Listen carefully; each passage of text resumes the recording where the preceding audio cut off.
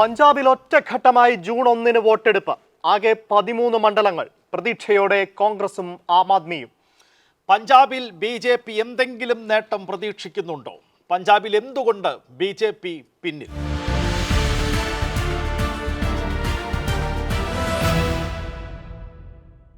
Congress, Aam Aadmi, BJP., Shiromani Akali Dal 4 പാർട്ടികൾ പരസ്പരം മത്സരിക്കുകയാണ് പഞ്ചാബിൽ. അത്തരത്തിലൊരു ചതുഷ്കോണ മത്സരം നടക്കുന്ന രാജ്യത്തെ ഈ തെരഞ്ഞെടുപ്പിൽ ചതുഷ്കോണ മത്സരം നടക്കുന്ന രാജ്യത്തെ ഒരേ ഒരു സംസ്ഥാനമായിരിക്കാം ഒരുപക്ഷെ പഞ്ചാബ്. നമുക്ക് പഞ്ചാബിൻ്റെ കോൺഗ്രസിൻ്റെ ഒരു സ്ഥിതി പരിശോധിച്ചാൽ ഇപ്പോൾ 2019 കാര്യം നമുക്കറിയാം. കോൺഗ്രസിന് ഉത്തരേന്ത്യൻ സംസ്ഥാനങ്ങളിൽ ആകെ ആശ്വസിക്കാൻ വക നൽകിയ ഒരു സംസ്ഥാനമായിരുന്നു പഞ്ചാബ്. അതായത് 13 മണ്ഡലങ്ങളിൽ 8 കോൺഗ്രസിന് ജയിക്കാനായി 40% വോട്ട് നിലനിർത്താനായി. മറ്റൊരു ഉത്തരേന്ത്യൻ സംസ്ഥാനത്തിലും പച്ച തൊടാൻ പറ്റാതിരുന്നപ്പോഴാണ് അവിടെ ആ നിലയിലൊരു നേട്ടം കോൺഗ്രസിന് ഉണ്ടായത്.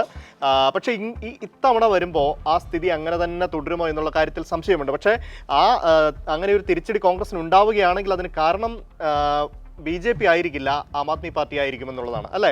കഴിഞ്ഞ തവണത്തെ തെരഞ്ഞെടുപ്പിനെ അപേക്ഷിച്ച് അന്ന് ആം ആദ്മി ഒരു ശൈശവ ദശയിലായിരുന്നു. അന്ന് അവർക്ക് ഒരു സീറ്റ് മാത്രമാണ് ഉണ്ടായിരുന്നത്. പക്ഷേ ഇത്തവണ വരുമ്പോൾ അവർ ആ സംസ്ഥാനത്തിൽ അധികാരത്തിലിരിക്കുന്ന ഒരു പാർട്ടിയായി വളർന്നിരിക്കുന്നു. 92 സീറ്റുകളും 42% വോട്ടുമായിട്ടാണ് നിയമസഭയിൽ ആം ആദ്മി പാർട്ടി അധികാരത്തിലിരിക്കുന്നത്. മാത്രമല്ല ഇപ്പോഴും വലിയ സ്വാധീനം അവിടെ അവർക്കുണ്ട്. നിയമസഭാ തെരഞ്ഞെടുപ്പിന് ശേഷവും വലിയ ജനപിന്തുണ അവർക്കുണ്ട്. മാത്രമല്ല കെജ്രിവാൾ ജയിലിൽ കിടന്നതിൻ്റെയൊക്കെ ഒരു സെന്റിമെന്റ്സ് ഒക്കെ വർക്കൗട്ട് ചെയ്തിട്ടുണ്ട്. ആ നിലയിൽ വരികയാണെങ്കിൽ കോൺഗ്രസും ആം ആദ്മിയും തമ്മിൽ നേരിട്ട് മത്സരിക്കുന്നു. ചതുഷ്കോണ മത്സരം എന്ന് പറഞ്ഞാലും ഇവർ തമ്മിലായിരിക്കും ഒരുപക്ഷെ ഒരു കനത്ത പോരാട്ടം നടക്കുക. ഇപ്പോൾ ഒടുവിൽ അവിടെ നിന്ന് വരുന്ന പല സർവേകളും പറയുന്നത് ആം ആദ്മിക്ക് കോൺഗ്രസിനെ അപേക്ഷിച്ച് അവിടെ നേട്ടമുണ്ടാക്കാൻ സാധിക്കുമെന്നുള്ളതാണ്. കഴിഞ്ഞ തവണ കോൺഗ്രസ് 2019 എന്ത് തരത്തിലുള്ള ഒരു വിജയമാണോ അവിടെ നേടിയത്, ഇത്തവണ പക്ഷേ അത് ആം ആദ്മിക്കായിരിക്കുമെന്നുള്ളതാണ്. ആം ആദ്മിയും അങ്ങനെ തന്നെയാണ് പറയുന്നത്. ഞങ്ങൾക്ക് 8 വരെ സീറ്റുകൾ ഉറപ്പാണ് എന്ന് അവർ ഉറപ്പിച്ചു പറയുന്ന ഒരു സാഹചര്യം അവിടെയുണ്ട്. ഇതാണ് കോൺഗ്രസിന്റെയും ആം ആദ്മിയുടെ ഒരു കാര്യം. പക്ഷേ ഇനിയുമുണ്ട് ബി.ജെ.പിയും ശിരോമണി അകാലിദളുമുണ്ട്. അവരുടെ ഒരു കാര്യം എങ്ങനെയായിരിക്കും ഈ തെരഞ്ഞെടുപ്പിൽ? അമൽ തുടക്കത്തിൽ പറഞ്ഞത് ശരിയാണ്. ചതുഷ്കോണ മത്സരം തന്നെയാണ് പഞ്ചാബിൽ നടക്കുന്നത്. ഏതൊക്കെയാണ് പാർട്ടികൾ? Congress, Aam Aadmi party, BJP., Shiromani Akali Dal. ഇപ്പോൾ 2019 കണക്ക് അമൽ ഇവിടെ വായിക്കുകയുണ്ടായി. കോൺഗ്രസിന് 8 സീറ്റ്, ബി.ജെ.പിക്ക് 2, ശിരോമണി അകാലിദൾ 2 സീറ്റിൽ വിജയിക്കുന്നു. ആം ആദ്മി പാർട്ടി ഒരൊറ്റ സീറ്റിലാണ് 2019 വിജയിക്കുന്നത്. അപ്പോൾ ആം ആദ്മി പാർട്ടിയുടെ പെർഫോമൻസ് വളരെ മോശമായിരുന്നു ലോക്സഭാ തെരഞ്ഞെടുപ്പിൽ. അതോടുകൂടി ആം ആദ്മി പാർട്ടിക്ക് പഞ്ചാബിൽ ഒരു വിദൂര സാധ്യത പോലും ഇല്ല എന്ന രീതിയിലുള്ള വിലയിരുത്തലുകളൊക്കെ അന്ന് വന്നു. പക്ഷേ വെറും 3 വർഷങ്ങൾ മാത്രം പിന്നിട്ടപ്പോൾ 2022 പഞ്ചാബ് നിയമസഭാ തെരഞ്ഞെടുപ്പ്, പഞ്ചാബിൽ 117 നിയമസഭാ മണ്ഡലങ്ങളാണ് ആകെയുള്ളത്. ഈ 117-ൽ 92 സീറ്റിലും വിജയിച്ച് പഞ്ചാബിൻ്റെ ഭരണം പിടിച്ചു ആം ആദ്മി പാർട്ടി. അന്ന് ബി.ജെ.പിക്ക് കിട്ടിയത് വെറും 18 സീറ്റ് മാത്രമാണ്. ഈ ബി.ജെ.പിയുടെയും ശിരോമണി അകാലിദളിൻ്റെയും കാര്യമാണ് പ്രധാനമായും എന്നോട് അമൽ ചോദിച്ചത്. ഈ 2004 മുതൽ 2019 വരേക്കും ശിരോമണി അകാലിദളുമായി ബി.ജെ.പി. സഖ്യത്തിലായിരുന്നു. പക്ഷേ സഖ്യത്തിലായിരുന്നപ്പോൾ പോലും 2004 മുതൽ 2019 വരെയുള്ള കാലയളവിൽ ഒരിക്കൽ പോലും ഒരു 3 സീറ്റിനപ്പുറം നേടാൻ ബി.ജെ.പിക്ക് സാധിച്ചിട്ടില്ല. അതല്ലെങ്കിൽ ഒരു 10% വോട്ട് പിടിക്കാൻ ബി.ജെ.പിക്ക് ഈ സഖ്യം കൊണ്ട് സാധിച്ചിട്ടില്ല. ബി.ജെ.പിക്ക് ഇപ്പോൾ 2-3 സീറ്റുകളൊക്കെ കിട്ടും. ആ കിട്ടുന്നത് പോലും, ആ സീറ്റുകളിൽ നേട്ടമുണ്ടാക്കുന്നത് പോലും ഇപ്പോൾ ബി.ജെ.പിയുടെ ശക്തി കേന്ദ്രങ്ങൾ എന്ന് പറയാവുന്ന പഞ്ചാബിൽ 2-3 മണ്ഡലങ്ങൾ എനിക്ക് തോന്നുന്നു ഹോഷിയാർപൂരും ഗുരുദാസ്പൂരും അമൃത്സറും ഒക്കെയാണ്. അങ്ങനെ 2-3 മണ്ഡലങ്ങൾ മാത്രമാണ് ബി.ജെ.പിക്ക് സ്വാധീനമുണ്ട് എന്ന് പറയാവുന്ന മണ്ഡലങ്ങൾ. അവിടങ്ങളിൽ പോലും ബി.ജെ.പിക്ക് നേട്ടമുണ്ടാക്കാൻ കഴിഞ്ഞിട്ടുള്ളത് ശിരോമണി അകാലിദളുമായിട്ടുള്ള സഖ്യത്തിൻ്റെ പിൻബലം കൊണ്ട് മാത്രമാണ്. അതല്ലാതെ ബി.ജെ.പിക്ക് ഒരു കാര്യമായ സ്വാധീനം പഞ്ചാബിൽ ഉണ്ടാക്കാൻ സാധിച്ചിട്ടില്ല. ബി.ജെ.പി. എന്തുകൊണ്ട് പഞ്ചാബിൽ പിന്നിൽ പോകുന്നു എന്ന് ചോദിച്ചാൽ 1-2 കാരണങ്ങൾ. പഞ്ചാബ് ഒരിക്കലും ഒരു ബി.ജെ.പി. സ്റ്റേറ്റ് ആയിട്ടില്ല അമൽ. അത് ഒരു ഘട്ടത്തിലും അങ്ങനെ മാറാൻ പഞ്ചാബിന് സാധിച്ചിട്ടില്ല. ഇനി മാറാനുള്ള സാധ്യതയും കുറവാണ്. ഇപ്പോൾ ഗുജറാത്ത് പോലെയോ അല്ലെങ്കിൽ 2014-ലും 2019-ലും ആകെയുള്ള 10 സീറ്റിലും വിജയിച്ച ഗുജറാത്ത്, ഹരിയാന പോലെയോ അല്ലെങ്കിൽ ഏറെക്കുറെ യു.പി. പോലെയോ ഒരു ബി.ജെ.പി. സ്റ്റേറ്റ് ആയിട്ട് മാറാൻ പഞ്ചാബ് ഒരിക്കലും ശ്രമിച്ചിട്ടില്ല. അങ്ങനെ പഞ്ചാബിന് സാധിക്കുകയുമില്ല. ഇപ്പോൾ റിലീജിയൻ ആയിക്കോട്ടെ, കാസ്റ്റ് ആയിക്കോട്ടെ, നോ എക്സ്ക്ലൂസീവ് വോട്ട് ബാങ്ക്. പഞ്ചാബിൽ ബി.ജെ.പിയുടെ അവസ്ഥ അതാണ് ഹിന്ദു ഏകീകരണം ഒരു കാരണവശാലും സാധ്യമാകാൻ സാധ്യതയില്ലാത്ത ഒരു മണ്ണ് കൂടിയാണ് പഞ്ചാബ്. അവിടെ ബി ജെ പിയുടെ പരമാവധി ബി ജെ പിക്ക് ശിരോമണി അകാലിദളുമായുള്ള സഖ്യത്തിൻ്റെ പിൻബലത്തിൽ നേടാൻ കഴിഞ്ഞിട്ടുണ്ട്. അത്രയേ ബി ജെ പിക്ക് നേടാനാവുകയും ഉള്ളൂ. ഇനിയിപ്പോൾ നേരത്തെ അരവിന്ദ് കെജ്രിവാളിൻ്റെ മോചനം ലോക്സഭാ തെരഞ്ഞെടുപ്പ് പ്രചാരണത്തിൽ സംഭവിച്ച ഏറ്റവും വലിയ ട്വിസ്റ്റ് എന്ന് നമ്മൾ പല ഘട്ടങ്ങളിലും പറഞ്ഞത് നേരത്തെ അമൽ സൂചിപ്പിച്ചു. അതൊക്കെ കൂടിയാകുമ്പോൾ ഡയറക്റ്റ് ഫൈറ്റ് അവിടെ നടക്കുന്നത് ഇപ്പോൾ ശരിയാണ്. ശിരോമണി അകാലിദൾ ഉണ്ട്, ബി ജെ പി ഉണ്ട്, കോൺഗ്രസ് ഉണ്ട്, ആം ആദ്മി പാർട്ടി ഉണ്ട്. ചതുഷ്കോണ മത്സരം എന്ന് പറയാമെങ്കിലും അമൽ തന്നെ സൂചിപ്പിച്ചതുപോലെ ഡയറക്റ്റ് ഫൈറ്റ് എന്ന് പറയുന്നത് അത് ആം ആദ്മി പാർട്ടിയും കോൺഗ്രസും തമ്മിലാണ്. ആകെയുള്ള 13 ലോക്സഭാ മണ്ഡലങ്ങളിൽ ഒരു വീതം വെപ്പ് നടക്കുകയാണെങ്കിൽ അത് ആം ആദ്മി പാർട്ടിക്ക് ഇത്ര, കോൺഗ്രസിന് ഇത്ര എന്ന രീതിയിൽ തന്നെയായിരിക്കും. ശിരോമണി അകാലിദളുമായുള്ള സഖ്യത്തിൻ്റെ പിൻബലം കൂടി ഇല്ലാത്ത അവസ്ഥയിൽ 2019 കിട്ടിയ 2 സീറ്റുകൾ പോലും ഇക്കുറി ബി ജെ പിക്ക് കിട്ടാൻ സാധ്യത കുറവാണ്. ശിരോമണി അകാലിദൾ ഒരുപക്ഷെ ആ നഷ്ടം സംഭവിച്ചേക്കാം. അങ്ങനെയാണെങ്കിൽ നേട്ടമുണ്ടാക്കുക. ഇപ്പോൾ ഞാൻ പറയുകയാണെങ്കിൽ കോൺഗ്രസിന് 2019 8 സീറ്റാണ് കിട്ടിയത്. ഇക്കുറി 8 സീറ്റാണ് കിട്ടാനുള്ള സാധ്യത വളരെ കുറവാണ്. ആം ആദ്മി പാർട്ടിക്ക് ഒരൊറ്റ സീറ്റാണ് 2019 കിട്ടിയത്. ആ സ്പേസിലേക്ക് കോൺഗ്രസിന് എത്ര സീറ്റ് കുറയുന്നുവോ ആ സ്പേസിലേക്ക് ആം ആദ്മി പാർട്ടി എത്തിച്ചേരുകയും ബി ജെ പിക്കും ശിരോമണി അകാലിദളിനും കാര്യമായ രീതിയിൽ സീറ്റ് നഷ്ടം ഉണ്ടാവുകയും ചെയ്യും പഞ്ചാബിൽ 2024 എന്നാണ് തുടക്കത്തിൽ എനിക്ക് പറയാനുള്ളത്. ഇപ്പോൾ ബി ജെ പി ആ നിലയിൽ ഒരു തിരിച്ചടി നേരിടുന്നു എന്ന് സുബീഷ് പറയുമ്പോൾ അതിൻ്റെ ആഴം അല്ലെങ്കിൽ അതിൻ്റെ ആഘാതം കൂട്ടാൻ പറ്റുന്ന മറ്റൊരു കാരണം കൂടി പഞ്ചാബിലുണ്ട്. അത് കർഷക സമരമാണ്. ഒന്നാം കർഷക സമരം കണ്ടു. ഇപ്പോൾ രണ്ടാം കർഷക സമരം പട്യാലയിലെ ശംഭു അതിർത്തിയിൽ 100 ദിവസത്തിന് ശേഷവും ഇപ്പോഴും ശക്തമായി തുടർന്നുകൊണ്ടിരിക്കുകയാണ്. അതിൽ അവരുടെ ഒപ്പമുണ്ടായിരുന്ന ഈ സമരത്തിൽ ഉണ്ടായിരുന്ന ഒരാൾ കൊല്ലപ്പെടുന്ന ഒരു സാഹചര്യമുണ്ട്. ഇതൊക്കെ കർഷകരെ വലിയ രീതിയിൽ അസ്വസ്ഥപ്പെടുത്തുന്നുണ്ട്. മാത്രമല്ല അവരെന്താ ചെയ്യുന്നത്, ബി ജെ പി സ്ഥാനാർത്ഥികളെ വഴിയിൽ തടയുന്ന സ്ഥിതി വരെയുണ്ട്. ഇപ്പോൾ സുബീഷ് സൂചിപ്പിച്ച അമൃത്സർ, ബി ജെ പിക്ക് സ്വാധീനമുണ്ടെന്ന് പറയാൻ പറ്റുന്ന മണ്ഡലങ്ങളിൽ ഒന്നാണ് അമൃത്സർ എങ്കിൽ അവിടുത്തെ ബി ജെ പി സ്ഥാനാർത്ഥിയെ അവിടുത്തെ കർഷകർ ചേർന്ന് വഴിയിൽ തടയുന്ന ഒരു സ്ഥിതിയാണ്. പട്യാല എന്ന് പറയുന്ന മണ്ഡലത്തിലും ഇതേ സാഹചര്യം തന്നെയുണ്ട്. ഇപ്പോൾ കർഷകർ തീരുമാനിച്ചിരിക്കുന്നത് നാളെ ബി ജെ പി സ്ഥാനാർത്ഥികളുടെ വീടുകളിലേക്ക് മാർച്ച് നടത്താൻ വേണ്ടിയിട്ടാണ്. ആ നിലയിൽ അതിരൂക്ഷമായി ഈ കർഷകരുടെ പ്രശ്നം ബി ജെ പിക്ക് തിരിച്ചടിയാവാനുള്ള ഒരു സാധ്യത അവിടെ നിലനിൽക്കുന്ന ഒരു സാഹചര്യമുണ്ട്. ഇപ്പോൾ അമരീന്ദർ സിംഗിനെ ബി ജെ പി കോൺഗ്രസിൽ നിന്ന് അടർത്തിക്കൊണ്ടുവന്ന ഒരു കാഴ്ച നമ്മൾ കണ്ടതാണ്. പഞ്ചാബിൽ വലിയ സ്വാധീനമുള്ള നേതാവായിരുന്നു. കോൺഗ്രസിൻ്റെ 2 തവണ അവർക്ക് വേണ്ടി മുഖ്യമന്ത്രിയായ ആളാണ്.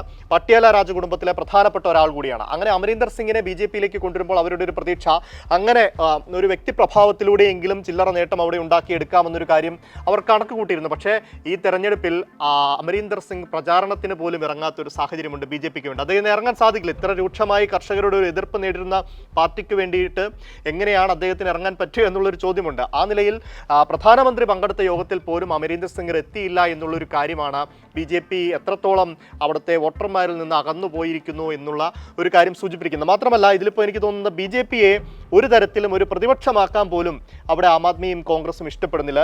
ഇപ്പോൾ ഇന്ത്യ സഖ്യത്തിൻ്റെ കൂടെ അവർ മത്സരിക്കുന്നത് ഇപ്പോൾ പഞ്ചാബിൽ ഒഴികെയുള്ള സംസ്ഥാനങ്ങൾ ഗുജറാത്തിൽ, ഡൽഹിയിൽ, ഹരിയാനയിലൊക്കെ അവർ സഖ്യത്തിലാണ് മത്സരിക്കുന്നത്. പഞ്ചാബിൽ സഖ്യത്തിലല്ല, പരസ്പരം മത്സരിക്കുകയാണ്. അത് പരമാവധി ഒറ്റയ്ക്കൊറ്റയ്ക്ക് സീറ്റ് നേടാനാണ് എന്ന് പറയുമ്പോഴും ബി ജെ പി ഇവർ ഒരുമിച്ച് മത്സരിച്ചാൽ ഒരുപക്ഷെ ഒരു മുഖ്യ പ്രതിപക്ഷമായി ബി ജെ പി വരുന്ന ഒരു സാഹചര്യം ഉണ്ടായേക്കുമോ എന്നുള്ളൊരു കാര്യത്തിൽ അവർക്ക് ആശങ്കയുണ്ട്. അങ്ങനെ ഒരിക്കലും പഞ്ചാബിൻ്റെ രാഷ്ട്രീയ ചിത്രത്തിൽ ബി ജെ പി ഉണ്ടാവാൻ പാടില്ല എന്ന് ആം ആദ്മിയും കോൺഗ്രസും ആഗ്രഹിക്കുന്നുകൊണ്ട് കൂടിയാണെന്ന് തോന്നുന്നു ഈ പരസ്പരമുള്ള മത്സരം. തീർച്ചയായിട്ടും. ഇപ്പോൾ വാസ്തവത്തിൽ അമൽ നമ്മൾ മനസ്സിലാക്കേണ്ട ഒരു കാര്യം, ഈ ബി ജെ പി പഞ്ചാബിൽ ഏറ്റവും കൂടുതൽ ഭയക്കുന്നത് 1 കർഷകരെയും 2 ആം ആദ്മി പാർട്ടിയെയും ആണ്. 2019 കോൺഗ്രസ് ഉണ്ടായിരുന്നു. പക്ഷേ ഇന്ന് പഞ്ചാബിനെ സംബന്ധിച്ച് കോൺഗ്രസിനേക്കാൾ കരുത്തുറ്റ രാഷ്ട്രീയ പാർട്ടി സംസ്ഥാനം ഭരിക്കുന്ന ആം ആദ്മി പാർട്ടി തന്നെയാണ്. ആയതിനാൽ തന്നെ കർഷകരെയും Aam Aadmi പാർട്ടിയെയും B J P വല്ലാതെ ഭയക്കുന്നുണ്ട്. നേരത്തെ പറഞ്ഞ ശരിയാണ്. ഇപ്പോൾ വാസ്തവത്തിൽ ബി ജെ പി സ്ഥാനാർത്ഥികൾക്ക് വോട്ട് ചോദിച്ചുകൊണ്ട് പുറത്തിറങ്ങാൻ പറ്റാത്ത ഒരു സംസ്ഥാനമുണ്ടെങ്കിൽ അതിന്ന് പഞ്ചാബാണ്. കേരളത്തിൽ പോലും ബി ജെ പിക്ക് ഒറ്റ സീറ്റ് പോലും ഇതുവരെ കിട്ടാത്ത, ഇതുവരെ നേടിക്കൊടുക്കാത്ത കേരളത്തിൽ പോലും ബി ജെ പി സ്ഥാനാർത്ഥികൾക്ക് സ്വതന്ത്രരായി വോട്ട് ചോദിച്ചിറങ്ങാം. മീഡിയയുടെ പിന്തുണ അവർക്ക് വേണ്ടുവോളം ഉണ്ട്. പക്ഷെ പഞ്ചാബിൽ നേരത്തെ പറഞ്ഞതാണ് യാഥാർത്ഥ്യം. ഞാനത് ആവർത്തിക്കുന്നില്ല. വോട്ട് ചോദിച്ച് ബി ജെ പിയുടെ സ്ഥാനാർത്ഥികൾക്ക് പുറത്തിറങ്ങാൻ പോലും പറ്റാത്ത അവസ്ഥ എന്ന് പറഞ്ഞാൽ എത്രത്തോളം ഭീകരമാണ്, അതിലേക്ക് കർഷക സമരം എത്തിച്ചിട്ടുണ്ട്. രണ്ടാമത്തേത് നേരത്തെ സൂചിപ്പിച്ചതുപോലെ ആം ആദ്മി പാർട്ടി തന്നെയാണ്. ആം ആദ്മി പാർട്ടിയെ സംബന്ധിച്ച് അവർ പഞ്ചാബിൽ കോൺഗ്രസിനെയും BJPയെയും ഒരുപോലെയാണ് നേരിടുന്നത്. ഇപ്പോൾ ആം ആദ്മി പാർട്ടിയും കോൺഗ്രസും തമ്മിൽ ഫൈറ്റ് ഉണ്ടെങ്കിലും രാജ്യം ഭരിക്കുന്ന പാർട്ടിയെയും അവർ അതേ സമയം നേരിടുന്നു എന്നുള്ളതാണ്. ഭഗവത് മാൻ പറഞ്ഞതാണ്, കോൺഗ്രസ് ഒരു പഴയ മോഡൽ ഫിയറ്റ് കാറാണ് എന്നാണ് ഭഗവത് മാൻ പറഞ്ഞത്. അപ്പോൾ അവർ കോൺഗ്രസിനെയും ടാർഗറ്റ് ചെയ്യുന്നുണ്ട്, BJPയെയും ടാർഗറ്റ് ചെയ്യുന്നുണ്ട്. അപ്പോൾ പഴയ മോഡൽ ഫിയറ്റ് കാർ ആണെങ്കിൽ ജനങ്ങളെ സംബന്ധിച്ച്, പഞ്ചാബിലെ വോട്ടർമാരെ സംബന്ധിച്ച് കോൺഗ്രസ് ഇപ്പോഴും മാറിയിട്ടില്ലാത്ത, ഒരിക്കലും ഒരു പുതുക്കിപ്പണിയലിന് ശ്രമിക്കാത്ത ഒരു രാഷ്ട്രീയ പാർട്ടി. മറുവശത്ത് BJP ആണെങ്കിലോ കർഷക സമരത്തിന് ഉത്തരവാദികളാണ്. അപ്പോൾ ഇതാ സംസ്ഥാനം ഭരിക്കുന്ന ആം ആദ്മി പാർട്ടി വളർച്ചയുടെ പാതയിലാണ്. ആം ആദ്മി പാർട്ടിയാണ് തമ്മിൽ ഭേദം എന്നൊരു ഓപ്ഷനിലേക്ക് പഞ്ചാബിലെ വോട്ടർമാർ എത്തിച്ചേരുന്നു എന്നുള്ളതാണ് യാഥാർത്ഥ്യം. പഞ്ചാബിലെ വോട്ടർമാരെ സംബന്ധിച്ച് അമൽ, ഇപ്പോൾ 2012 മാത്രം രൂപീകരിക്കപ്പെട്ട, ഏതാണ്ട് 12 വർഷം മാത്രം വളർച്ച പിന്നിട്ട, അതേസമയം ഈ 12 വർഷത്തിനിടയിൽ അത്ഭുതകരമായ വളർച്ച കൈവരിച്ച 2 സംസ്ഥാനങ്ങൾ ഭരിക്കുന്ന, 12 വർഷത്തിനകം ഡൽഹിയും പഞ്ചാബും രണ്ടിടത്തും ഭരണം പിടിച്ച, ഗുജറാത്തിൽ 5 സീറ്റും 13% വോട്ടും പിടിച്ച, ഗോവയിൽ 2 സീറ്റ് പിടിച്ച ആം ആദ്മി പാർട്ടിയാണ് തമ്മിൽ ഭേദം. അതിനാൽ തന്നെ സ്വാഭാവികമായും ഞാൻ നേരത്തെ പറഞ്ഞതുപോലെ കോൺഗ്രസിൻ്റെ സീറ്റെണ്ണം കുറയുകയും ശിരോമണി അകാലിദൾ സഖ്യം BJP ഉപേക്ഷിച്ചതിനാൽ തന്നെ BJPക്കും ശിരോമണി അകാലിദളിനും അതിൻ്റെ നഷ്ടം സംഭവിക്കുകയും ചെയ്യും. നേട്ടമുണ്ടാക്കാൻ പോകുന്നത് ആം ആദ്മി പാർട്ടി തന്നെയായിരിക്കും. സ്വാഭാവികമായും BJP പഞ്ചാബിൽ ഏറ്റവും കൂടുതൽ ഭയക്കുന്നത് നേരത്തെ പറഞ്ഞ കർഷകരെയും ആം ആദ്മി പാർട്ടിയെയും തന്നെയാണ് എന്ന കാര്യത്തിൽ ഒരു സംശയവുമില്ല. സുബീഷ് ഇപ്പോൾ പറഞ്ഞ ഈ 12 വർഷം മാത്രം ആയുസുള്ള ഒരു പാർട്ടി, അല്ലെങ്കിൽ മാത്രം പ്രായമായിട്ടുള്ള ഒരു പാർട്ടിയാണ് ആം ആദ്മി എന്ന് പറഞ്ഞു. പക്ഷേ അതിന് നേരെ ഓപ്പോസിറ്റ് നോക്കുകയാണെങ്കിൽ ഇപ്പോൾ കോൺഗ്രസിനെ പോലെ തന്നെ രാജ്യത്ത് ഏറ്റവും കൂടുതൽ പഴക്കമുള്ള, ഏറ്റവും പ്രായമുള്ള ഒരു പാർട്ടിയാണ് ശിരോമണി അകാലിദൾ. പക്ഷേ അവരുടെ രാഷ്ട്രീയത്തിലെ ഭാവി എന്താകുമെന്ന് നിശ്ചയിക്കുന്ന ഒരു തെരഞ്ഞെടുപ്പ് കൂടിയായി ഈ തെരഞ്ഞെടുപ്പ് മാറാനുള്ള ഒരു സാധ്യതയുണ്ടെന്നു. കാരണം പ്രകാശ് സിംഗ് ബാദൽ മരിച്ചതിന് ശേഷമുള്ള ആദ്യ ലോക്സഭാ തെരഞ്ഞെടുപ്പിനെയാണ് ആ പാർട്ടി നേരിടുന്നത്. BJPയുമായി സഖ്യമില്ല. ആ ഒരു അവസ്ഥയിൽ ഏറ്റവും പ്രായം കുറഞ്ഞ ഒരു പാർട്ടി അവിടെ വലിയ നേട്ടമുണ്ടാക്കുമെന്ന് പറയുമ്പോൾ രാജ്യത്തെ ഏറ്റവും പ്രായം കൂടിയ പാർട്ടി ഒരുപക്ഷെ ഇല്ലാതായി പോകുമോ എന്നുള്ളൊരു ആശങ്ക കൂടി അവിടെ ഉണ്ട് എന്നുള്ള കാര്യം കൂടി നമുക്ക് ഈ അവസരത്തിൽ പറയേണ്ടതുണ്ട്. എന്തായാലും ഈ തെരഞ്ഞെടുപ്പ് നമുക്കറിയാം 7 ഘട്ടങ്ങളിലായി നടക്കുന്നു. അതിൻ്റെ അവസാനത്തെ ഘട്ടമാണ് പഞ്ചാബിലടക്കം ജൂൺ 1 നടക്കാൻ പോകുന്നത്. ഈ തെരഞ്ഞെടുപ്പിൻ്റെ ഒരു കലാശക്കൊട്ടാണ് പഞ്ചാബിൽ നടക്കുക എന്ന് പറയും. ഇപ്പോൾ ഉത്തരേന്ത്യൻ സംസ്ഥാനങ്ങളിൽ BJP പ്രതീക്ഷിച്ചതുപോലെ, അല്ലെങ്കിൽ കഴിഞ്ഞ തവണ തൂത്തുവാരിയ സ്ഥലങ്ങളിലെല്ലാം അവർക്ക് ഇത്തവണ ആ നിലയിലൊരു നേട്ടം ഉണ്ടാക്കാൻ പറ്റില്ല എന്നുള്ള ചില റിപ്പോർട്ടുകൾ വരുന്നുണ്ട്. ദക്ഷിണേന്ത്യയിൽ കാര്യമായിട്ടുള്ള ഒരു മുന്നേറ്റം പ്രതീക്ഷിച്ചതുപോലെ ഉണ്ടായില്ല എന്ന് പറയുന്നുണ്ട്. പഞ്ചാബിലും ആ നിലയിൽ BJPക്ക് ഒരു റോൾ ഇല്ലാത്ത സ്ഥിതിയിലേക്ക് കാര്യങ്ങൾ പോവുകയാണെങ്കിൽ ഒരുപക്ഷെ ഈ തെരഞ്ഞെടുപ്പിൻ്റെ അവസാന ഘട്ടത്തിലേക്ക് എത്തുമ്പോൾ, കലാശക്കൊട്ടിലേക്ക് എത്തുമ്പോൾ അവിടെ ഒരു ചിരി വിടരുന്നത് ഇന്ത്യ സഖ്യത്തിനായിരിക്കുമോ എന്ന് അവർക്ക് പ്രതീക്ഷിക്കാൻ പറ്റുന്നതാണോ? ഇപ്പോൾ ഈ ചർച്ച ഉപസംഹരിക്കുന്ന ഈ ഘട്ടത്തിൽ ഞാൻ പറയാം, പഞ്ചാബിലും ഹരിയാനയിലും മാത്രമാണ് അമൽ ഒരു തിരിച്ചടിക്ക് സാധ്യതയുള്ളത്. പഞ്ചാബിൽ തിരിച്ചടി എന്ന് പറയാനാകില്ല. കാരണം അവിടെ നമ്മൾ നേരത്തെ പലതവണ പറഞ്ഞതുപോലെ ചതുഷ്കോണ മത്സരം ആണെങ്കിൽ തന്നെയും BJPക്ക് ഇത്തവണ കാഴ്ചക്കാരുടെ റോളേ ഉള്ളൂ. കാരണം സഖ്യത്തിൻ്റെ പിൻബലം കൂടി ഇല്ലാത്തതിനാൽ നേരത്തെ കിട്ടിയ 2 സീറ്റിൽ 1 സീറ്റ് പോലും പ്ലസ് അധികമായി നേടാൻ BJPക്ക് കഴിയില്ല എന്നുറപ്പാണ്. ഉള്ള 2ഉം കിട്ടുമോ എന്ന കാര്യത്തിൽ തന്നെ സംശയമാണ്. അപ്പോൾ തിരിച്ചടി ഉണ്ടാകാൻ സാധ്യതയുണ്ടെങ്കിൽ അത് പഞ്ചാബിലും ഹരിയാനയിലും സ്വാഭാവികമായും തിരിച്ചടി ഉണ്ടാകും. BJP ക്യാമ്പ് തന്നെ വിലയിരുത്തുന്നു ഹരിയാനയിൽ 10ൽ 10ഉം കിട്ടില്ല, 2ഓ 3ഓ സീറ്റുകൾ വരെ നഷ്ടപ്പെട്ടേക്കാമെന്നാണ്. അവിടെയും കാരണം ഒരു പരിധിവരെ ഈ കർഷക രോഷം തന്നെയാണ്. പ്രാദേശികമായി BJPക്കകത്ത് ഭിന്നതയും ഈ അവിടങ്ങളിൽ ഇപ്പോൾ ഗുജറാത്തും ഹരിയാനയും ഒക്കെ ആ ഒരു പ്രശ്നമുണ്ട്. അതിനാൽ തന്നെ തിരിച്ചടി ഉണ്ടാകാൻ സാധ്യതയുള്ളത് ഈ 2 സംസ്ഥാനങ്ങളിൽ മാത്രമാണ്. UPയിൽ പോലും ഒരു പക്ഷേ ഇപ്പോൾ റിപ്പോർട്ടുകളൊക്കെ സൂചിപ്പിക്കുന്ന പോലെ BJPക്ക് ഒരു വലിയ തിരിച്ചടി UPയിൽ ഉണ്ടാകണം എന്നില്ല. കാരണം SP-BSP സഖ്യം 2019 സജീവമായിരുന്നു. അപ്പോഴാണ് BJPക്ക് 10 സീറ്റുകൾ നഷ്ടപ്പെട്ടത്. 2014 നേടിയ 72 സീറ്റ് എന്നുള്ളത് 62ആയി കുറഞ്ഞത് SP-BSP സഖ്യവുമായി മത്സരിച്ചപ്പോഴാണ്. ഇത്തവണ പക്ഷേ ഞാൻ കഴിഞ്ഞ ദിവസം ചർച്ചയിൽ പറഞ്ഞതുപോലെ SP കോൺഗ്രസ് സഖ്യമാണ്. കോൺഗ്രസ് UPയിൽ ദുർബലരാണ്, SPക്ക് മാത്രമേ കരുത്തുള്ളൂ എന്നതിനാൽ UPയിലും വലിയ തോതിൽ BJPക്ക് തിരിച്ചടി ഉണ്ടാകാനുള്ള സാധ്യതയില്ല. എങ്കിലും പക്ഷേ പഞ്ചാബിലും ഹരിയാനയിലും മാത്രമെടുത്താൽ തന്നെയും ഇന്ത്യ സഖ്യത്തിന് നേരത്തെ അമൽ പറഞ്ഞതുപോലെ ഒരു ചെറുപുഞ്ചിരി വിടരാനുള്ള അർഹതയുണ്ട്, സാധ്യതയുണ്ട്.